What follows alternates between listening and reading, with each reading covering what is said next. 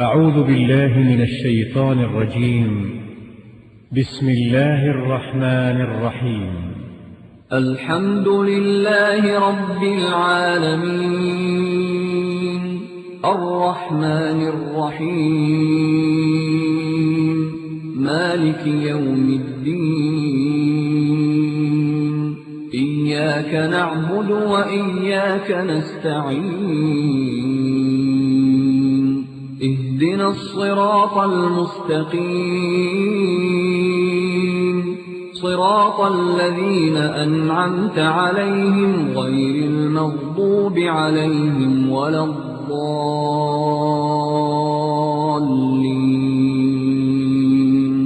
بسم الله الرحمن الرحيم ألف لام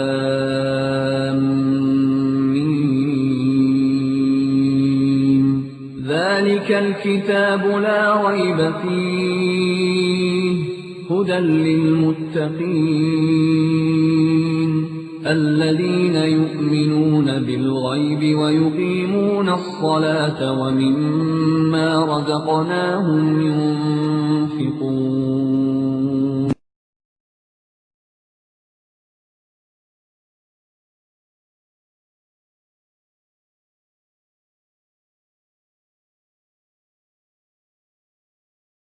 السلام عليكم ورحمة الله وبركاته. الحمد لله نحمده ونستعينه ونستغفره ونؤمن به ونتوكل عليه ونعوذ بالله من شرور أنفسنا ومن سيئات أعمالنا من يهده الله فلا مضل له ومن يضلل فلا هادي له وأشهد أن لا إله إلا الله وأشهد أن محمدا عبده ورسوله.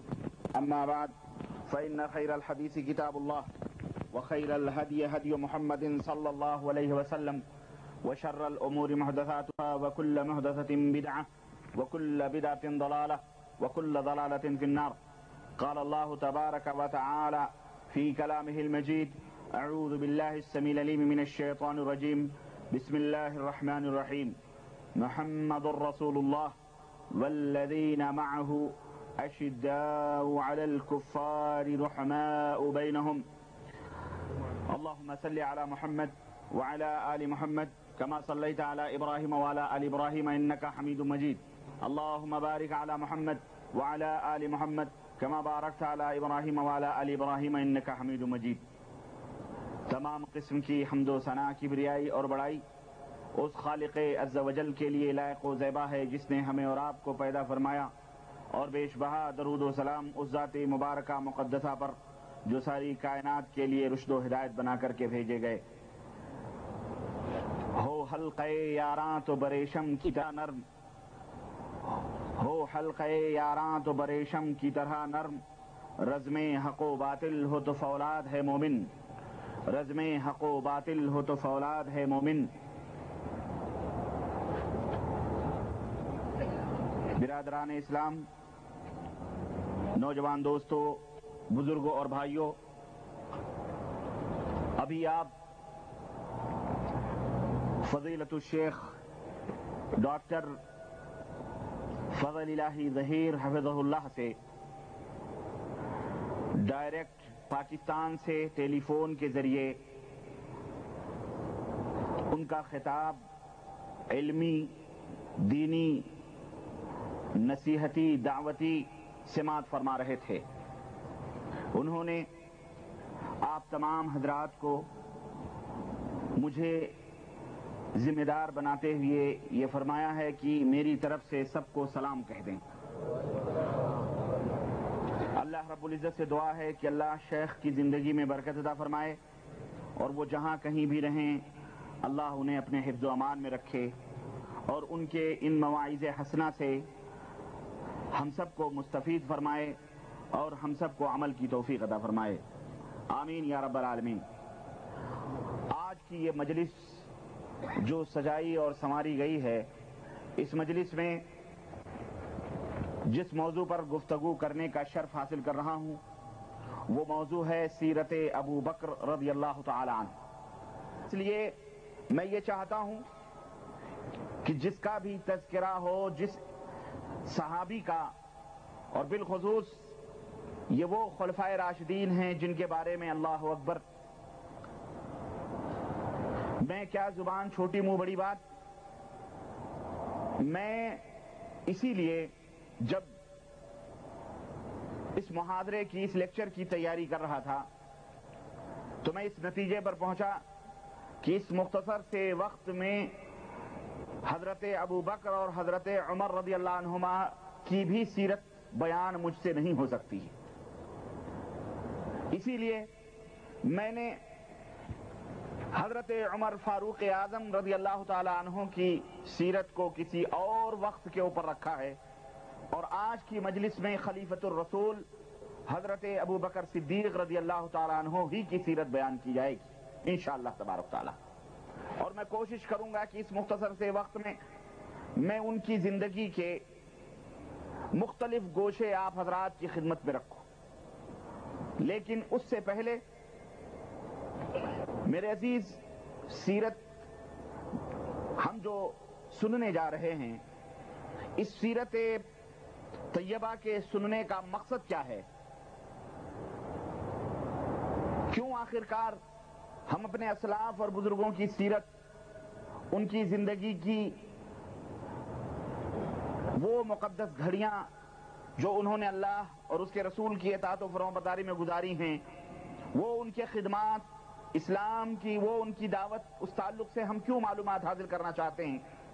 میں اس سے بھی پردہ اٹھاتا چلوں، ہم یہ جو سیرت سن رہے ہیں یا سننے جا رہے ہیں، یا جو ہم پڑھتے اور لکھتے ہیں، اپنے ذہن و دماغ میں اس کو بٹھا لیں کہ ان کی سیرتوں کے سننے اور ان کی زندگیوں کے ان حقیقتوں کے معلومات کرنے کا مقصد یہ ہے کہ ہم بھی انہی کے نقش قدم پر چلیں، اور اپنی زندگی کے جو بھی گوشے ہیں، جس طرح انہوں نے اس دنیا کے اندر اللہ اور اس کے رسول کی اطاعت و فرما برداری کر کے اللہ کی خوشنودی حاصل کی، اسی طرح ہمیں بھی ان کے نقش قدم پر چل کر اللہ کی خوشنودی حاصل کرنی ہے۔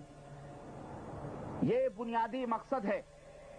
ان کے زندگی کا اگر وہ دعوتی پہلو ہے، دعوت و ارشاد سے متعلق ہے، تو علماء، مبلغین، دعوت تبلیغ کرنے والے، ان کے لیے ان کے اس میدان میں بے حد نمونہ اور بے شمار ہیرے اور نصیحتوں کی موتیاں ہیں۔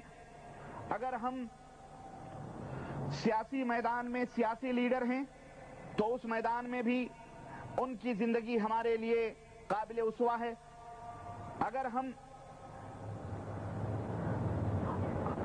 گھریلو اور معاشرتی میدان میں ہیں اور ہماری زندگی گھروں تک محدود ہے، تو ان کی زندگی کے جو گھریلو گوشے ہیں اس کو سن کر، اس کو پڑھ کر ہمیں ان کی طرح اپنے معاشرتی اور سماجی گھریلو زندگی بھی انہی کی طرح سے گزارنی چاہیے۔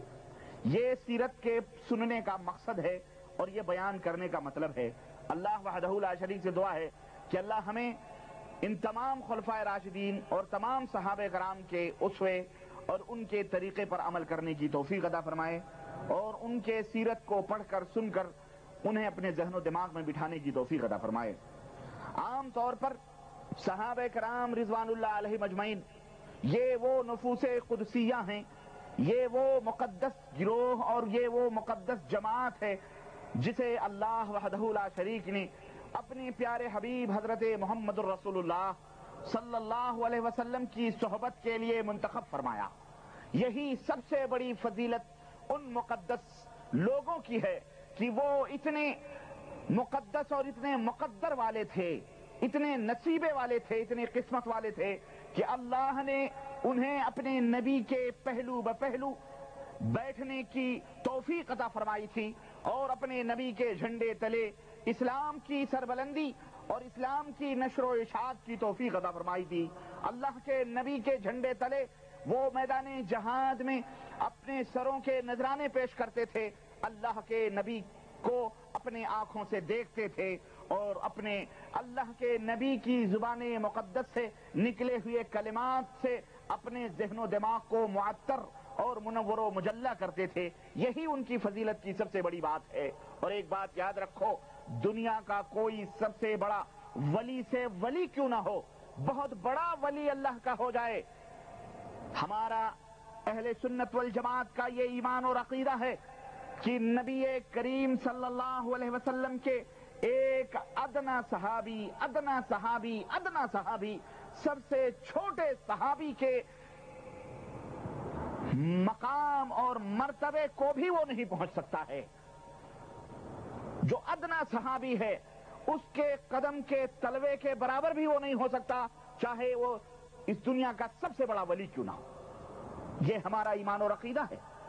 اور سب سے بڑے افضلیت کی ان کی دلیل یہی ہے جو میں نے بتلایا کہ ان کی آنکھوں نے اس مقدس نبی کریم کے اس رخسار کو دیکھا ہے جسے دیکھنے کے لیے ملائکہ اور صحابہ بھی بےتاب اور بے قرار رہا کرتے تھے. یہی سب سے بڑا مقام اور ان کا سب سے بڑا مرتبہ ہے. ویسے قرآن کریم میں ایک آیت نہیں بے شمار آیتیں ایسی ہیں جو صحابہ کرام کے فضل اور مرتبے کو بتلاتی ہیں، اور جس کے اندر سر فہرست حضرت ابو بکر صدیق رضی اللہ تعالیٰ عنہ آتے ہیں. تمام نبیوں کے بعد جتنے بھی انبیاء اور رسول گزرے ہیں، ہمارا یہ ایمان و عقیدہ ہے کہ تمام انبیاء علیہم السلام کے بعد کسی شخص پر یہ آسمان کا سورج طلوع نہیں ہوا ہے. کوئی ایک بھی ایسا خوش نصیب آدمی نہیں ہے جس کے اوپر یہ سورج طلوع ہوا ہو اور وہ حضرت ابو بکر سے افضل و اعلیٰ. حضرت ابو بکر رضی اللہ تعالیٰ عنہ نبیوں کے بعد اس امت کے اندر سب سے افضل اور سب سے اعلیٰ ہے. قرآن کریم میں ان کی تعریف اور ان کے فضل اور ان کے مقام کے تذکرے بھی ملتے ہیں. میرے عزیز، میں ان کے تمام صحابہ کے فضل اور ان کے مقام اور ان کے مرتبے اور ان کی عظمت کا تذکرہ کیا کروں؟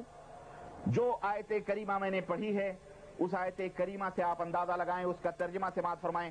اللہ وحدہ لا شریک نے ارشاد فرمایا محمد الرسول اللہ صلی اللہ علیہ وسلم، محمد اللہ کے رسول ہیں. والذین معہ، اور جو ان کے ساتھی ہیں جو صحابہ ہیں. اشداء علی الکفار، یہ کافروں کے اوپر نہایت ہی سخت ہیں، باطل کے مقابلے میں جبل مستقیم ہیں. رحماء بینہم، لیکن آپس میں نہایت ہی رحم دل اور نہایت ہی نرم دل ہیں. تراہم رکعا سجدا یبتغون فضلا من اللہ ورضوانا، ان صحابہ کی شان یہ ہے کہ وہ رب ذوالجلال کی بارگاہ میں ہمیشہ رکوع اور سجدے میں ہوتے ہیں اور رب ذوالجلال کی خوشی اور رب ذوالجلال کی خوشنودی کے طلبگار ہوتے ہیں. سیماہم فی وجوہہم من اثر السجود، ان کی ایک شان یہ بھی ہے کہ سجدوں کی نشانیاں ان کی پہچان بنی ہوئی ہیں، ان کی علامت بنی ہوئی ہیں. ذالک مثلہم فی التوراۃ ومثلہم فی الانجیل، اللہ فرماتا ہے ان کی یہ صفتیں، ان کی یہ خوبیاں جہاں قرآن کریم کے اندر درج ہیں، یہی خوبیاں تورات کے اندر بھی موجود ہیں، انجیل کے اندر بھی موجود ہیں. ان کی مثال کزرع ایسی ہے، ایسے کھیتی کی ہے، اخرج شطأہ فآزرہ فاستغلظ فاستوى على سوقه يعجب الزراع، ان کی مثال اس کھیتی کی ہے جس کا پیٹ پھاڑ کر ننا منا پودا نکلتا ہے، وہ کوپل نکلتی ہے اور پھر اس کی جڑ مضبوط ہوتی ہے اور اس کی جڑیں مضبوط ہوتی ہیں تو پھر وہ پودا اپنے ٹانگوں پہ کھڑا ہوتا ہے، اور جب وہ پودا لہلہانے لگتا ہے، ثمر آور ہو جاتا ہے، وہ پودا جب اپنے پیروں پر کھڑا ہو جاتا ہے تو وہ کسان اسے دیکھ کر کے خوش ہوتا ہے. کسان کی آنکھیں اس اپنے جد و جہد اور اپنی محنت کے اس درخت کو دیکھ کر چمک اٹھتی ہیں. اللہ فرماتا ہے لِيَغِيظَ بِهُمُ الْكُفَّارِ، یہی مثال ان صحابہ کی ہے کہ نبی کریم صلی اللہ علیہ وسلم نے انہیں سجایا، انہیں تراشا اور انہیں سونے کوئلوں کے اندر اور دیگر چیزوں مصیبت اور پریشانیوں کی بھٹیوں میں ڈال کر انہیں کندن بنایا وہ مختصر تھے، لیکن اللہ وحدہ لا شریک نے انہیں اتنی طاقت و قوت عطا فرمائی کہ وہ اچھوں کے سامنے اچھوں کے دل بھی، ان کے پتے بھی پانی ہو جاتے تھے انہیں دیکھ کر کے۔ اللہ رب العزت ارشاد فرماتا ہے جنہیں دیکھ کر کفار غیظ و غضب میں ہو جاتے ہیں اور وہ غصے سے لال اور پیلے ہو جاتے ہیں، لیکن اللہ نے انہیں وہ طاقت و قوت عطا فرمائی ہے کہ ان کے مقابلے میں وہ ڈٹ نہیں سکتے۔ وعد اللہ الذین آمنوا وعملوا الصالحات منہم مغفرتا واجرا عظیما۔ اللہ وحدہ لا شریک نے فرمایا کہ ان میں سے اللہ کا وعدہ ان سے یہ ہوا ہے جو ایمان لائیں اور نیک عمل کریں، اللہ نے ان لوگوں سے وعدہ فرمایا ہے، اور وعدہ یہ ہے کہ انہیں قیامت کے دن بخشش کی سند عطا فرما کر اللہ انہیں بہت بڑے اجر سے مستفیض فرمائے گا اور بہت بڑا اجر عطا فرمائے گا۔ صحابہ کرام کی پاکیزہ صفات ہیں جو قرآن کریم بیان فرما رہا ہے، جسے انجیل کے اندر بھی، توریت کے اندر بھی اللہ تبارک تعالیٰ نے ذکر فرمایا ہے۔ اور صحابہ کی مثال رب نے کھیتی سے عطا فرمائی ہے، دی ہے، اور یہ دے کر کے دنیا کے سامنے بتلایا ہے کہ وہ مختصر تھے لیکن ہزاروں کے اوپر غالب تھے۔ صحابہ کی طاقت اور صحابہ کی یہ زیادتی کفار اور مشرکین کے لیے غیظ و غضب کا سبب بنی ہوئی تھی، اور اسی طرح سے یہ غیظ و غضب جو کافر صحابہ کے تعلق سے رکھتے تھے اور جس کی مذمت اور برائی اللہ نے بیان فرمائی ہے، اسی آیت کریمہ سے ہمیں اس بات کا بھی ثبوت ملتا ہے کہ صحابہ کا بغض اور صحابہ سے دشمنی رکھنا یہ کفر کی اور شرک کی سب سے بڑی نشانی ہے۔ جو لوگ ادنا سے ادنا صحابی کے تعلق سے بغض رکھتے ہیں، کینہ اور حسد رکھتے ہیں، وہ کافر ہیں اور وہ مشرک ہیں۔ یہی کفر اور شرک کی سب سے بڑی نشانی۔ اسی طرح سے صحابہ کی عظمت اور صحابہ کی فضیلت، یہ ان سے محبت رکھنا اور ان کی عظمتوں کو بیان کرنا، ان کی عظمتوں کو دنیا کے سامنے کھول کر کے واضح کرنا، آخرت میں کامیابی اور مغفرت کی بھی دلیل اور نشانی ہے، اور ان سے محبت رکھنا ان کے ساتھ حشر قیامت کے دن ہونے کی سب سے بڑی علامت۔ اللہ وحدہ لا شریک نے، میں اگر ان آیتوں کا استقصاء کروں، ان آیتوں کو بیان کروں تو میرے پاس وقت نہیں ہے، بہت تفصیلات چاہیے۔ رب ذوالجلال نے قرآن کریم میں کہیں ارشاد فرمایا والسابقون الاولون من المہاجرین والانصار والذین اتبعوہم بإحسان رضی اللہ عنہم ورضوا عنہ۔ وہ سابقین اولین جو سب سے پہلے اللہ کی راہ میں جنہوں نے سبقت کی ہے اور اللہ کی راہ میں اپنے گھر اور بار کو چھوڑا ہے، اور وہ سابقون الاولون جنہوں نے اللہ کے بندوں کو اپنے دلوں میں جگہ دی ہے، اللہ وحدہ لا شریک ان کی تعریف فرماتا ہے۔ اور وہ لوگ جو ان کی اتباع اور پیروی کرنے والے ہیں احسان کے ساتھ، خلوص دل کے ساتھ، اللہ ان تینوں گروپوں کو کے بارے میں ارشاد فرماتا ہے۔ ایک تو وہ صحابہ، تمام صحابہ اس کے اندر شریک ہیں جنہوں نے اسلام کو قبول کیا، اور وہ صحابہ جنہوں نے اپنے گھروں بار کو چھوڑا، اور وہ صحابہ جو اپنے گھروں بار چھوڑ کر کے آئے اور مدینے کے اندر جنہوں نے ان کو پناہ دی، انصاری صحابہ اور مہاجرین جو تھے، ان دونوں گروپ کا تو ذکر ہوا، اور تیسرے کا بھی اللہ وحدہ لا شریک نے فرمایا کہ اس وعدے میں جو اللہ نے فرمایا ہے، اس وعدے میں صرف یہی صحابہ نہیں بلکہ رب نے فرمایا جو ان کے نقش قدم پر چلے گا، جو ان کی پیروی کرے گا خلوص دل کے ساتھ بغیر کسی ملاوٹ کے، رب ذوالجلال نے فرمایا اللہ ان سے راضی اور خوش ہے، اور وہ بھی اللہ سے راضی اور خوش۔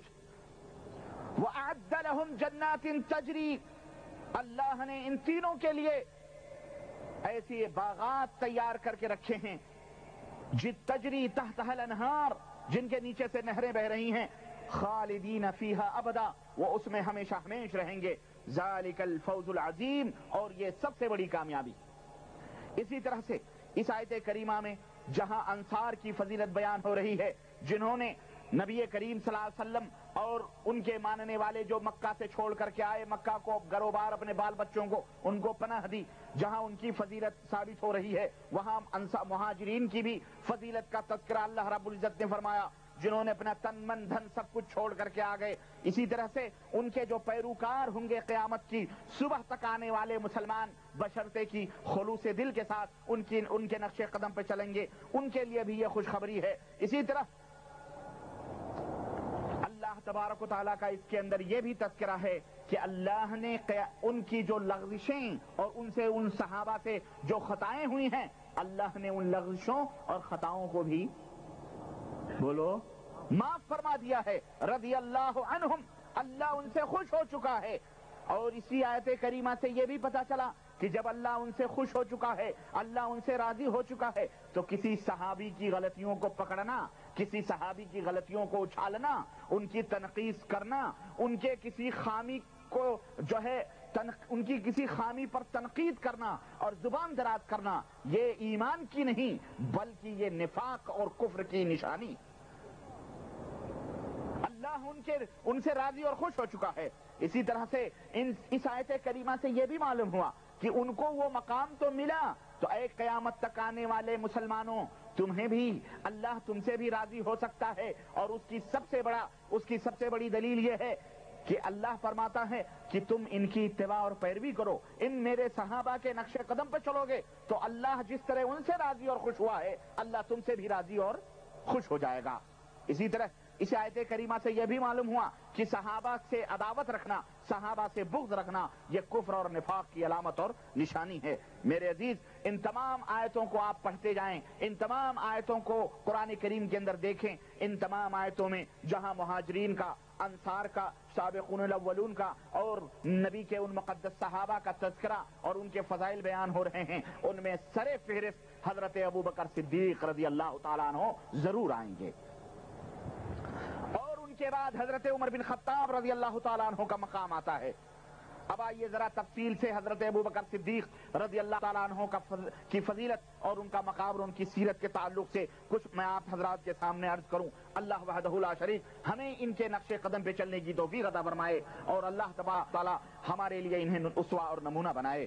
حضرت ابوبکر صدیق رضی اللہ تعالیٰ عنہ کا نام کیا تھا؟ ان کا نام عبداللہ ابن ابو قحافہ ابن عامر ہے۔ 6 پشتوں کے بعد مرہ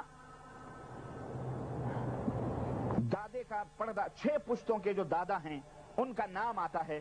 مرہ پہ پہنچ کر آپ کا نسب نامہ حضرت محمد الرسول اللہ صلی اللہ علیہ وسلم سے ملتا ہے، یعنی مرہ جو پردادا، لکڑ دادا، جو بھی دادا ہیں 6 پشتوں کے بعد جہاں نبی کریم صلی اللہ علیہ وسلم کے وہ دادا ہوتے ہیں، وہیں جا کر حضرت ابوبکر صدیق رضی اللہ تعالیٰ عنہ کے بھی وہ دادا ہوتے ہیں۔ والد کا نام حضرت ابوبکر کے کیا تھا؟ والد کا نام ابو قحافہ عثمان تھا۔ والدہ کا نام کیا تھا؟ سلمہ بنت صخر بن کعب، ان کی والدہ کا نام سلمہ تھا۔ کنیت کیا تھی ان کی والدہ کی؟ ان کی والدہ کو ام الخیر کہا جاتا تھا، خیر اور بھلائی کی ماں، نہایت ہی خیرات اور صدقات کرنے والی تھی۔ ام الخیر ان کی کنیت تھی، اور یہ ابو قحافہ کی چچیری بہن تھی، یعنی ان کے باپ نے اپنے چچیری بہن سے شادی کی ہوئی تھی۔ ابو بکر جب اسلام لائے، اور اسلام لانے سے پہلے ان کا نام کیا تھا؟ حضرت ابو بکر رضی اللہ عنہ کا اسلام لانے سے پہلے نام کیا تھا؟ ان کا نام تھا عبد الکعبہ، عبد الکعبہ، کعبے کا بندہ۔ لیکن نبی کریم صلی اللہ علیہ وسلم کو یہ بھی برداشت نہیں ہوا، اور حضرت ابوبکر صدیق جب اسلام لائے تو ان کا نام اللہ کے نبی صلی اللہ علیہ وسلم نے عبد الکعبہ سے ختم کر کے ان کا نام عبداللہ رکھا۔ ان کا نام کیا رکھا؟ عبداللہ رکھا۔ اور مسلمانوں، اپنے بچوں کے نام ذرا سوچ سمجھ کے رکھا کرو۔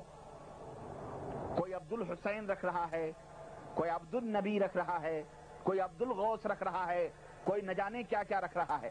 میاں، جب بندہ اپنا نام عبد الکعبہ نہیں رکھ سکتا ہے تو بتاؤ دوسرے مخلوقات کی طرف اس ابدیت کی نسبت کہاں جائز اور حلال ہو سکتی ہے؟ نبی کریم صلی اللہ علیہ وسلم سے، نبی کریم کے صحابہ سے بڑھ کر اس دنیا میں ان سے محبت کرنے والا نہ کوئی پیدا ہوا ہے اور نہ کوئی قیامت کی صبح تک پیدا ہو سکتا.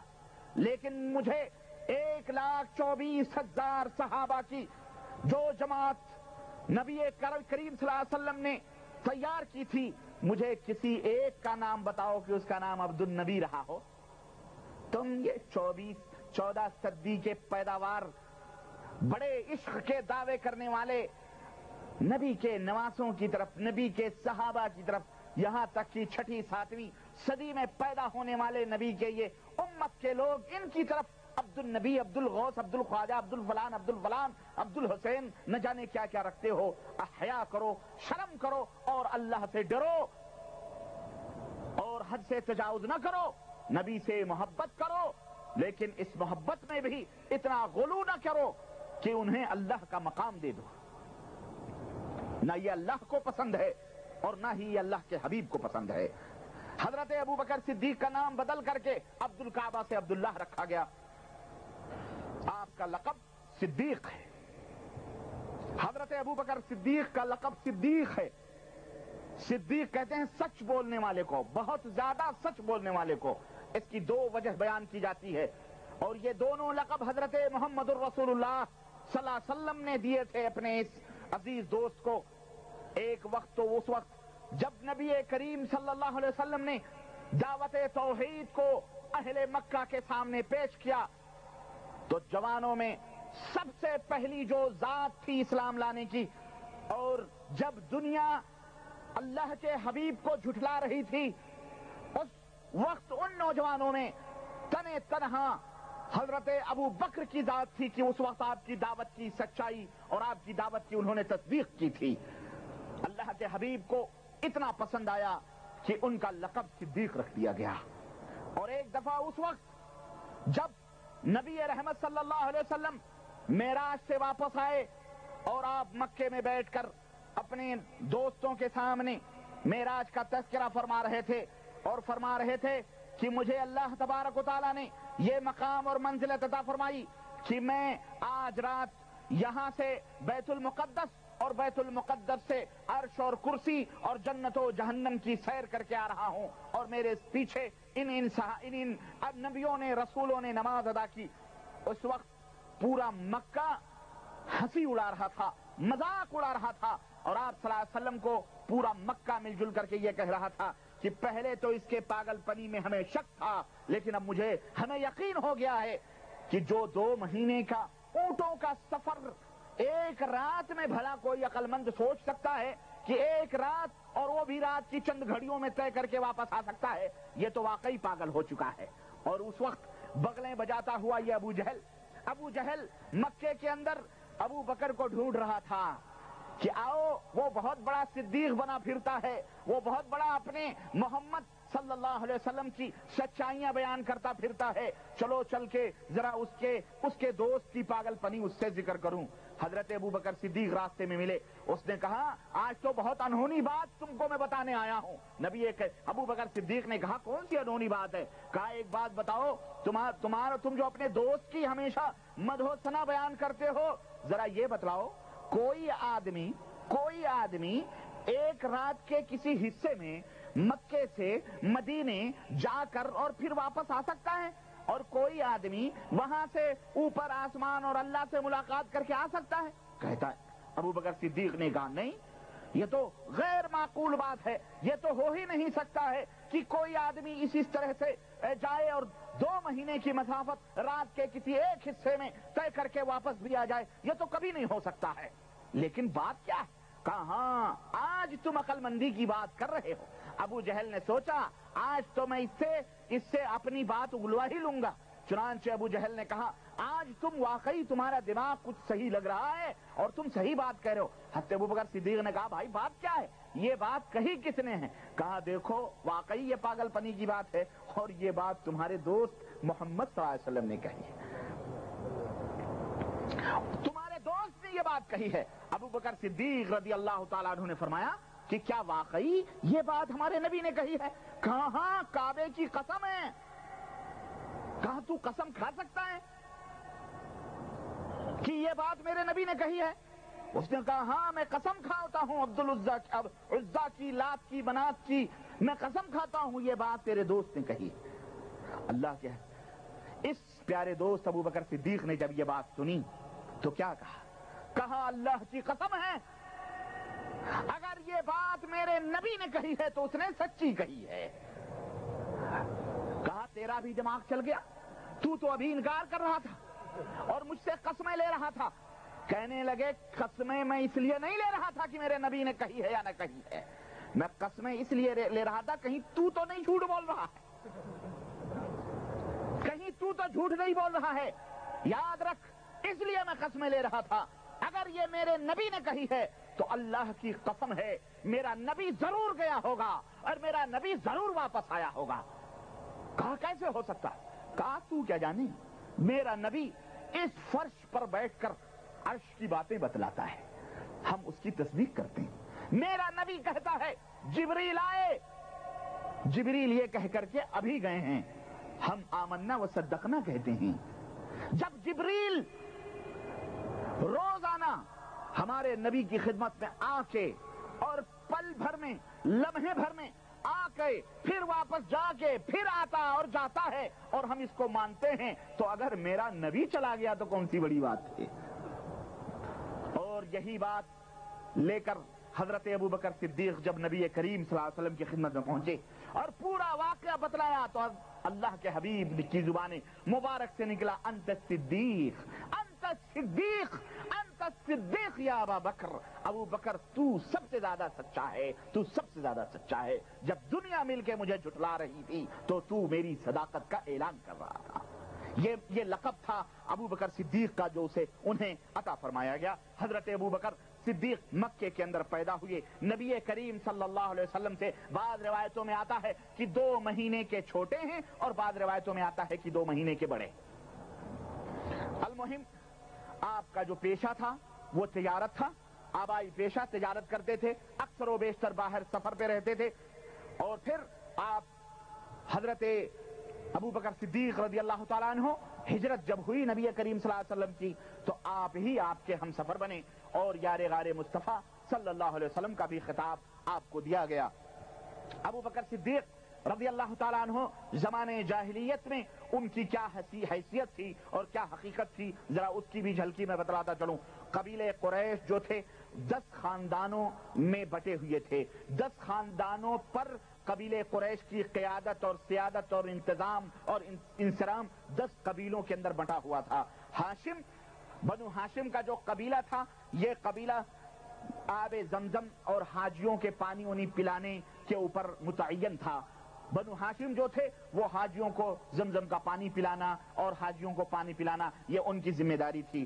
بنو نوفل ان کی ذمہ داری یہ تھی کہ وہ حاجیوں کی جو غریب ہیں ان کی وہ مدد کریں اور جو لوگ وہاں اللہ کے گھر کی زیارت کے لیے آ رہے ہیں ان کی دیکھ ریکھ کریں۔ دیکھیں یہ اس دور کی بات ہے، کب نبی کریم صلی اللہ علیہ وسلم کی رسالت کے اعلان ہونے کی پہلے کی بات میں بتلا رہا ہوں، زمانے جاہلیت، یہ کفار اور مشرکین کی میں بات بتلا رہا ہوں جنہوں نے اپنے قبیلوں میں یہ حج کی تمام اور کعبے کی تمام ذمہ داریاں بانٹی ہوئی تھیں۔ یہ بنی عبدالدار ہیں جن کے پاس کعبے کی چابی اور کعبے کی نگہبانی تھی۔ یہ بنو اسد ہیں جن کے پاس دار الندوہ تھا، یعنی ایک پارلیمنٹ تھا جس کے اندر بیٹھ کر ان کے قبائلی مشورے ہوتے تھے اور خاندان، سماجی، معاشرتی، سیاسی اور جتنے بھی جھگڑے اور جتنی بھی چیزیں ہوتی تھی اور فوج اور جنگ اور لڑائی کے جو بھی مسئلے ہوتے تھے اس پارلیمنٹ کے اندر، اس اسمبلی ہال میں بیٹھ کر کے اس کو حل کیا جاتا تھا، جو ان کی جسے وہ دار الندوہ کہا کرتے تھے،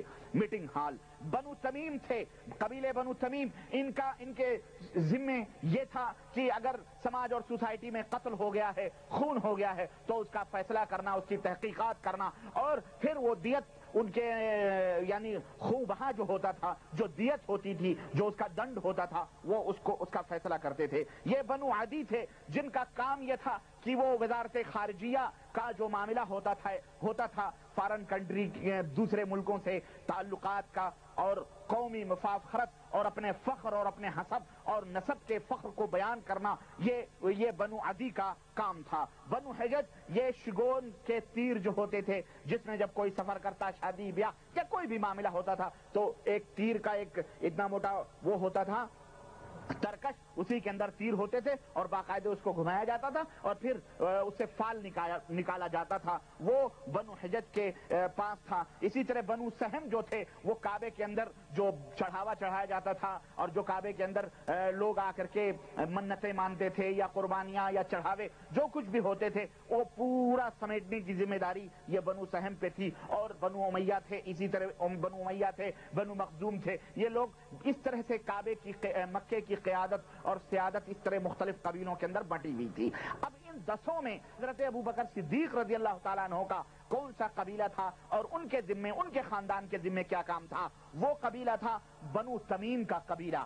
بنو تمیم کا قبیلہ جس کے ذمے خون بہا دینا، قتل اور غارت گری جب ہوتی تھی تو اس کی تحقیقات کرنا، دیت وغیرہ کے فیصلے کرنا، یہ بنو تمیم کا تھا، جس میں حضرت ابوبکر صدیق رضی اللہ تعالیٰ عنہ سر فہرست تھے۔ اور قبیلے بنو عدی یہ حضرت عمر فاروق اعظم رضی اللہ تعالیٰ عنہ کا قبیلہ تھا، جن کے ذمے قومی مفاخرت اور فخر و غرور اور لڑائی کے تمام تذکرے کرنا اور باہری شہروں اور ملکوں کے جو تعلقات تھے ان کو بحال کرنا، کبھی اس ملک سفر کرنا، کبھی وہاں جانا اور اس طرح سے رابطوں کو جوڑنا، جسے آج ہم کہہ لیں اپنی زبان میں، یعنی وزارت خارجہ جو تھا وہ وزارت خارجہ کے وزیر جو تھے وہ حضرت عمر بن خطاب رضی اللہ تعالی عنہ کے سپرد تھی یہ ذمہ داری۔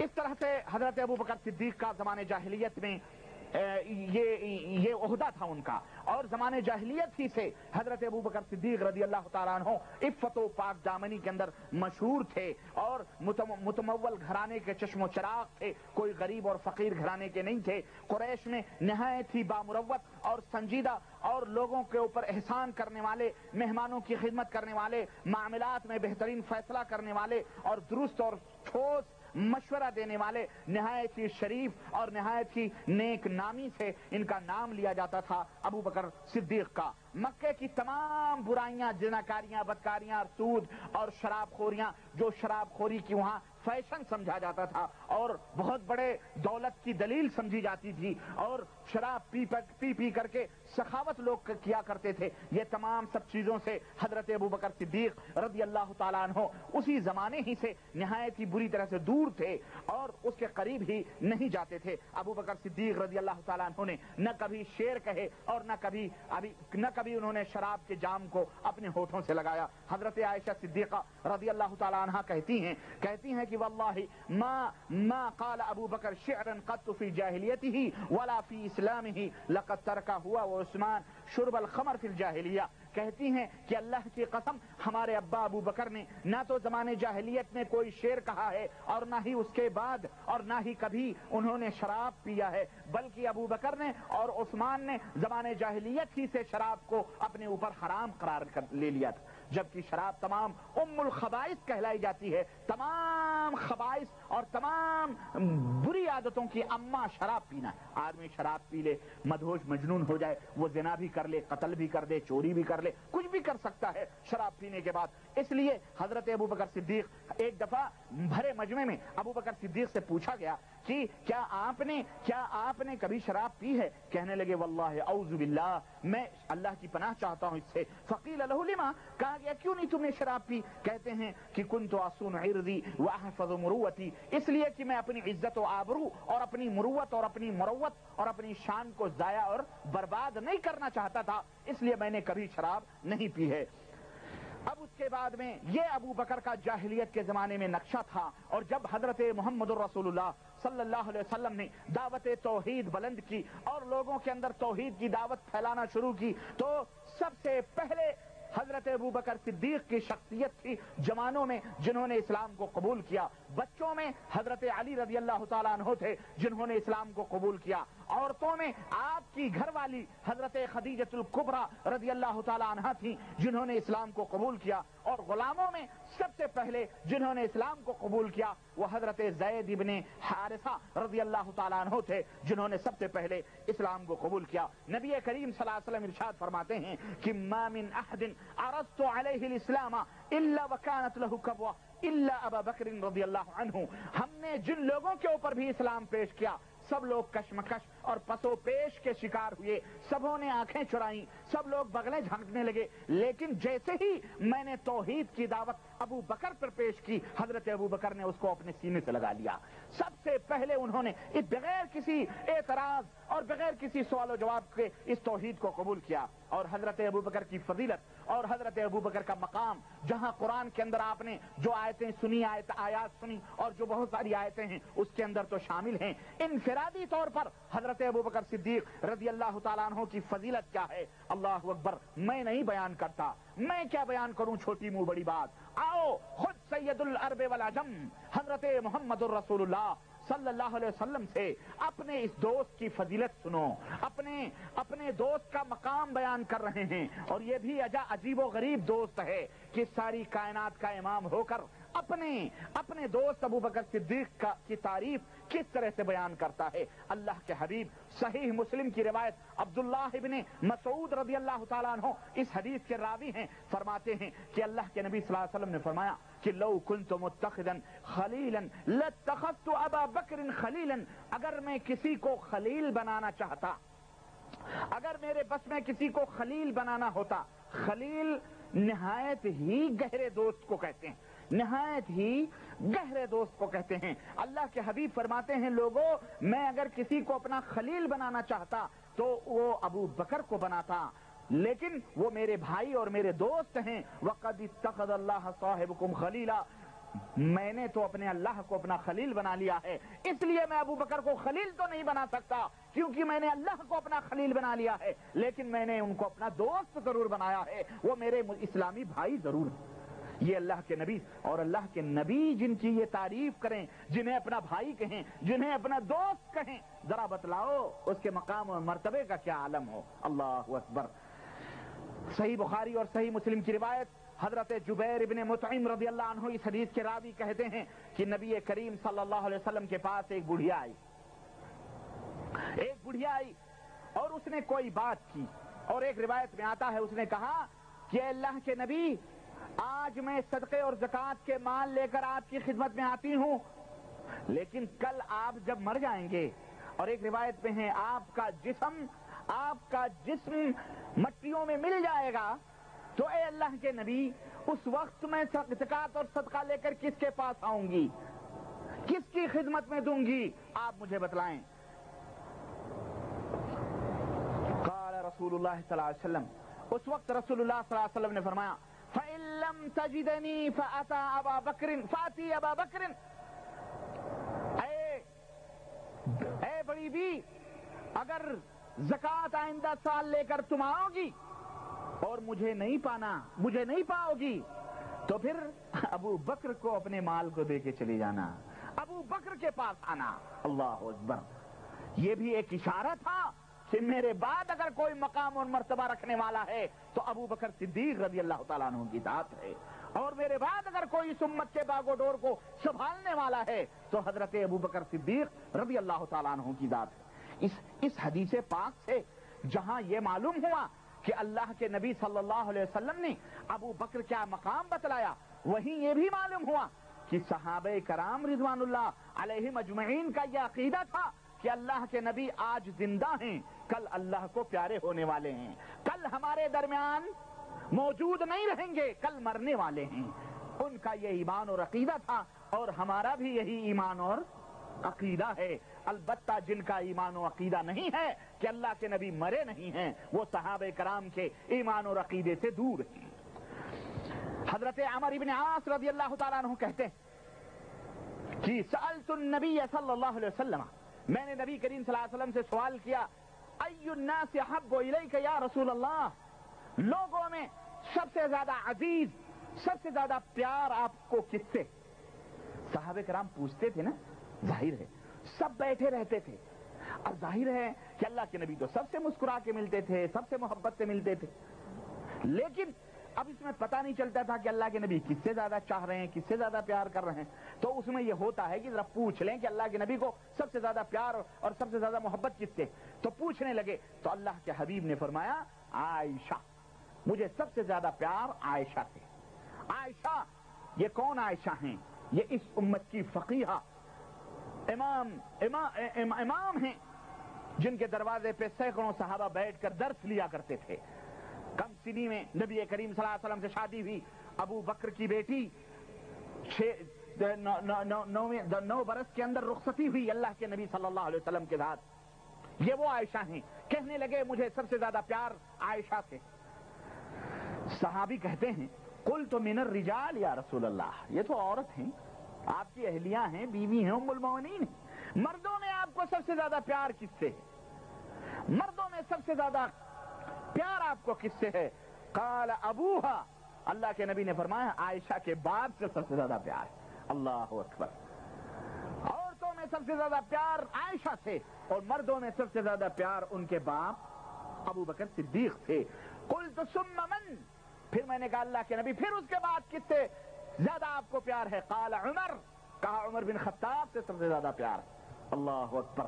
میرے عزیز، جس سے ان کے نبی پیار کریں، جو ان کے نبی کے قریبی ہوں، اپنے نبی کے قریبی ہوں، ان کے مقام اور عظمت کا کیا کہنا. صحیح بخاری کی روایت عبداللہ ابن عمر رضی اللہ عنہ کہتے ہیں کہ کنا فی زمن النبی صلی اللہ علیہ وسلم لا نعدل بأبی بکر احدا. نبی کریم صلی اللہ علیہ وسلم جب زندہ تھے، نبی صلی اللہ علیہ وسلم کے زمانے میں ہم ابو بکر کے برابر کسی بھی صحابی کو کھڑا نہیں کرتے تھے، کسی کو نہیں سمجھتے تھے کہ وہ ابو بکر کا مقابلہ کر سکے. ثم عمر، پھر ابو بکر کے بعد عمر بن خطاب کو کسی کے مقابلے میں نہیں لاتے تھے. ثم عثمان، پھر عثمان غنی کے مقابلے میں کسی صحابی کو نہیں لاتے تھے. ثم نترک اصحاب النبی لا نفاضل بینہم، پھر نبی کے صحابہ میں ہم کسی کے اوپر کوئی فوقیت نہیں دیا کرتے تھے. یہ مقام ہے اس حدیث پاک سے پتہ چلا. اور ایک دوسری روایت میں جو عبداللہ بن عمر ہی روایت کرتے ہیں، ابو داؤد کے اندر ہے، کہتے ہیں کہ کننا نقول ورسول اللہ صلی اللہ علیہ وسلم حی، نبی زندہ تھے اور ہم ان کے زمانے میں کہا کرتے تھے کہ افضل امت النبی صلی اللہ علیہ وسلم بعدہ ابو بکر ثم عمر ثم عثمان، کہ نبی کے بعد سب سے زیادہ افضل شان اگر کسی کی ہے تو ابو بکر صدیق کی ہے، پھر اس کے بعد عمر کی ہے، پھر اس کے بعد عثمان رضی اللہ تعالی عنہم کی. اس حدیث پاک سے جہاں ہمیں ابو بکر اور عمر اور عثمان کی فضیلت کا پتہ چلا، وہیں ہمیں یہ بھی معلوم ہوا کہ صحابہ کہتے ہیں کہ کننا نقول ورسول اللہ حی، ہم کہتے تھے اور رسول صلی اللہ علیہ وسلم زندہ تھے. اس کا مطلب یہ ہے کہ نبی مرے بھی ہیں. نبی بولو، سنو ذرا، یہ باتیں رکھو ذرا. اور ہمارے اس 14 صدی کے جو یہ، اب میں بولتا ہوں، باطل پرست، جھوٹے فریبی مکار مولوی لوگ جو ہیں، جو اپنے پیٹ پالنے کے لیے ہمارے نبی صلی اللہ علیہ وسلم کی موت کو تسلیم نہیں کرتے اور کہتے نعوذ باللہ صحابہ نے نبی کو زندہ ہی دفن کر دیا. استغفر اللہ. اور کہتے ہیں یہ محبت ہے. نبی کو زندہ ماننا کیا ہے؟ نبی زندہ ہیں، نبی بادلوں میں آ رہے ہیں، سب کی مدد کر رہے ہیں، مشکل کشائی کر رہے ہیں، یہ کر. صحابی کا یہ عقیدہ ہے کہ نبی زندہ نہیں رہے، نبی مر گئے، اور انہی کے نقش قدم پر جو چلتے ہیں. ابھی آپ نے قرآن میں سنا ہے کہ رب نے فرمایا ہے ہم ان سے راضی ہیں اور وہ ہم سے بھی. اللہ، گویا ان کے عقیدے اور ان کے منہج کو فالو کرنا، ان کے نقش قدم پر چلنا، خود بھی اللہ کو خوش کرنا ہے اور اللہ کی خوشی کو حاصل کرنا ہے. اور یہ علامت ہے کہ آپ اللہ سے راضی ہیں جبھی آپ ان صحابہ کے نقش قدم پر. آج ہمارے ملکوں میں کچھ مولوی لوگ ہیں، اللہ انہیں ہدایت دے، بڑا بخان کرتے ہیں، جی ہم خلفائے راشدین کے نقش قدم پہ چل رہے ہیں، ہم خلفائے راشدین کے نقش قدم پہ چل رہے ہیں. ان کو بولو بیٹا آمین رفع دین تک ہی خلفائے راشدین ہیں. عقیدہ کہاں ہے؟ جگادریوں کے جو عقیدے بدعقیدگیاں جو کتابوں میں موجود ہیں ان کو کیا کرو گے؟ وہ کہاں گئے؟ ہمیں بنیاد ہی غلط ہے کہ نہیں ہے؟ صرف خلفائے رٹ لگاتے ہیں یہ. میاں دعویٰ کرنا الگ چیز ہے اور عملی جامہ پہنا کر ثابت کرنا یہ الگ چیز ہے. دعویٰ کرنے والے دنیا میں بہت ہیں، حضرت عیسیٰ کو ماننے والے، حضرت موسیٰ کے نقش قدم پر چلنے والے دعوے دار بہت ہیں، لیکن حضرت عیسیٰ اور حضرت موسیٰ کی تعلیمات سے یہ لاکھوں کوسوں دور ہیں، ان کے نقش قدم سے دور ہیں. سنو آگے، ترمذی کی روایت، حضرت عبداللہ ابن عمر ہی اس حدیث کے راوی ہیں، رسول اللہ صلی اللہ علیہ وسلم سے روایت کرتے ہیں کہ رسول اللہ صلی اللہ علیہ وسلم نے ابو بکر صدیق سے فرمایا، یا ابا بکر انت صاحبی فی الغار، اے ابو بکر غار میں تم میرے دوست رہے، وصاحبی علی الحوض، اور جب میں حوض کوثر پر بیٹھوں گا اس وقت بھی تم میرے ہم نشیں رہو گے. اللہ اکبر.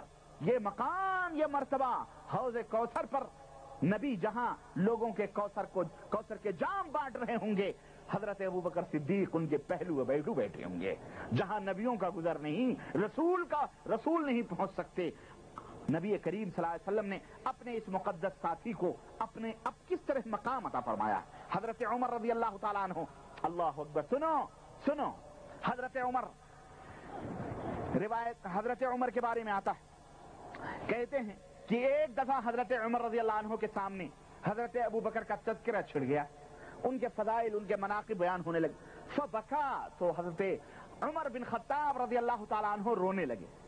وقال، اور کہنے لگے، وددت ان عملی كله مثل عمله يوما واحدا من ايامه او ليلة واحدا من لياليه. کہنے لگے میں چاہتا ہوں کہ میری زندگی کے یہ سارے اعمال اور میری راتوں کے یہ سارے اعمال جتنے بھی ہیں، ہے نا، جتنے زندگی کے دن کے اعمال ہیں اور جتنے رات کے اعمال ہیں، ابو بکر کی ایک دن اور ایک رات کے عمل کے برابر ہو جائیں. ایک دن اور ایک رات. کہنے والے نے کہا کہ وہ رات کون سی جس رات کی تمنا آپ کر رہے ہیں اور کہہ رہے ہیں کہ میری پوری زندگی کی عبادت اور تقوی اور طہارت ابو بکر کی ایک رات کے برابر ہو جائے. کہنے لگے وہ رات ہے کہ جب کفار مکہ نے آپ کو مکے سے نکلنے پر مجبور کیا اور آپ اپنے دوست ابو بکر صدیق کے ساتھ غار کے اندر تشریف لے گئے. رات کی تاریکی میں ابو بکر سب سے پہلے غار کے اندر چھپ گئے اور غار کو پاک و صاف کیا اور اپنے کپڑے پھاڑ کر غار کی تمام سوراخوں کو بند کیا. اور جب کپڑے پھاڑ کے ختم ہو گئے اور سارے سوراخ بند ہو گئے سوائے 2 سوراخوں کے، اللہ کے حبیب صلی اللہ علیہ وسلم کو بلایا کہ اللہ کے حبیب اندر تشریف لائیے. اب غار پاک و صاف ہو چکا ہے. غار کے اندر اللہ کے نبی تشریف لے گئے. 2 سوراخ باقی تھے، دونوں پیروں کے انگوٹھے اس سوراخ کے اندر ڈال دیے اور محمد الرسول اللہ صلی اللہ علیہ وسلم آپ کے پہلو پہ سر رکھ کر آرام فرمانے لگے. آپ نیند کے اندر مہو ہیں اور ادھر عالم یہ ہے کہ ابو بکر صدیق رضی اللہ تعالیٰ عنہ کے ان دونوں انگوٹھوں پر مسلسل اس غار میں بیٹھے ہوئے سانپ مسلسل پھنکار مار رہے ہیں، نکلنے کی کوشش کر رہے ہیں اور زہر پورے جسم میں چڑھتا جا رہا ہے، لیکن پیر ہیں کہ ہلانے کی جرات نہیں ہو رہی ہے کہ کہیں محبوب کی نیند میں خلل نہ آ جائے. اللہ اکبر. ہمارے نبی کی نیند میں خلل نہ آئے. آنکھوں سے آنسو رواں ہو گئے اور آنسوؤں کے 2 موتیوں جیسے قطرے رخسار مصطفیٰ صلی اللہ علیہ وسلم پر ٹپکتے ہیں. ٹھنڈک گرمی محسوس ہوتی ہے. پیارے نبی آنکھیں کھول دیتے ہیں، فرماتے ہیں ابو بکر کیا بات ہے، تمہارے آنکھوں سے یہ آنسو کیوں بہ رہے ہیں؟ کہنے لگے اللہ کے نبی مسلسل میرے انگوٹھوں پر ایک سانپ پھن مار رہا ہے اور اللہ کے نبی مسلسل مجھے اذیتیں پہنچا رہا ہے. میں نے اس خوف سے اس انگوٹھے کو اس سوراخ کے اوپر رکھا ہوا ہے اور اٹھایا نہیں کہیں آپ کی نیند نہ ٹوٹ جائے. اللہ کے حبیب صلی اللہ علیہ وسلم فوری طور پر اپنے لعاب دہن سے تھوک نکالتے ہیں، لعاب نکالتے ہیں اور اس حکیم الامت نے اللہ اکبر جن کی زبانوں میں بھی شفا. اللہ اکبر. لعاب دہن اس ڈسے ہوئے سانپ کے جگہ پر لگاتے ہیں, اللہ تبارک و تعالی ان کے پیروں میں فوری طور پر آرام فرما دیتا ہے, آرام عطا فرما دیتا ہے, اور فوری طور پر سارا زہر کافور ہو جاتا ہے. حضرت عمر بن خطاب کہتے ہیں وہ رات جو ابو بکر نے نبی کے ساتھ گزاری ہے غار کے اندر, اس رات کے بدلے میں اپنی زندگی کی, اپنے راتوں کی تمام عبادتیں قربان کرنا چاہتا ہوں. اللہ اکبر. کہنے لگے اور کہنے لگے دن کون سا دن؟ وہ دن کہنے لگے اس وقت جب نبی کریم صلی اللہ علیہ وسلم کی وفات ہو گئی, اور اس وقت مدینے کے چاروں طرف ہنگامے اور شورش برپا ہو گئی. کچھ قبائل نے ارتداد کا اعلان کر دیا اور کچھ قبائل نے زکات دینے سے انکار کر دیا. اس وقت ابو بکر کو خلیفہ بنایا گیا, اور ابو بکر جب خلیفہ بنے, اور اس وقت تمام صحابہ نے حضرت ابو بکر کو یہ مشورہ دیا کہ ابو بکر, اب اس وقت تمام قبائل بغاوت کر چکے ہیں اور کچھ لوگوں نے زکات دینے سے انکار کر دیا ہے, اس وقت آپ کیا کریں گے؟ حضرت ابو بکر صدیق رضی اللہ تعالیٰ عنہ نے فرمایا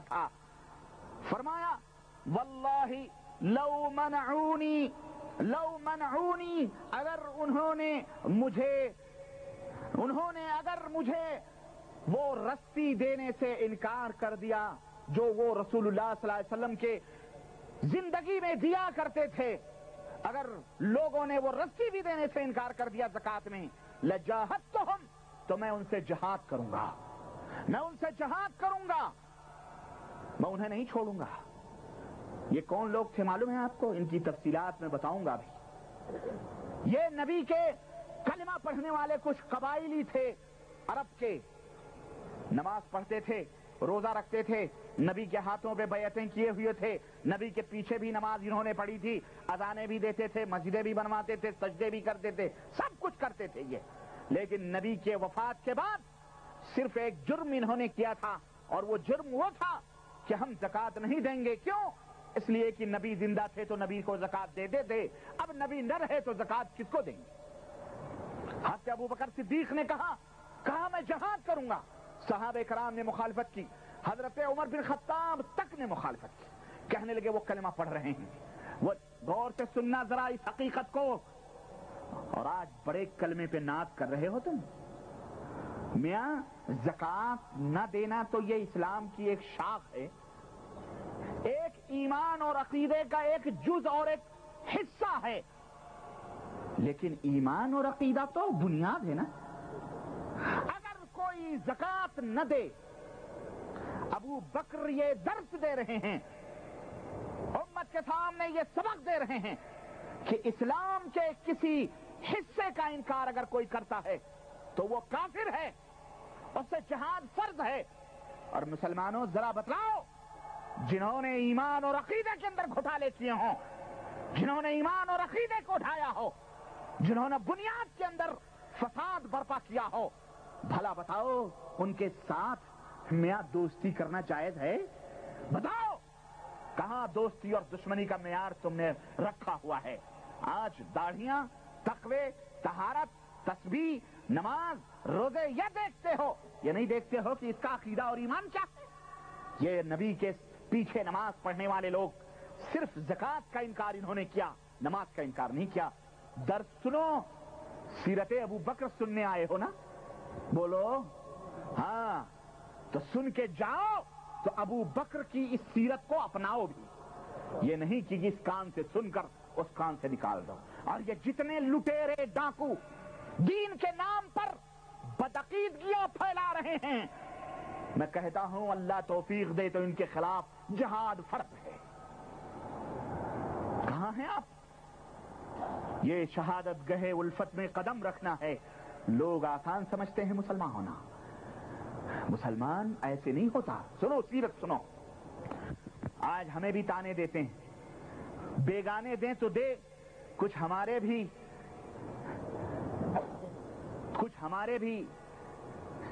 لوگ ہیں اللہ انہیں ہدایت عطا فرمائے، اپنے ہیں لیکن شکم پروری کی لالچ میں اللہ انہیں ہدایت دے.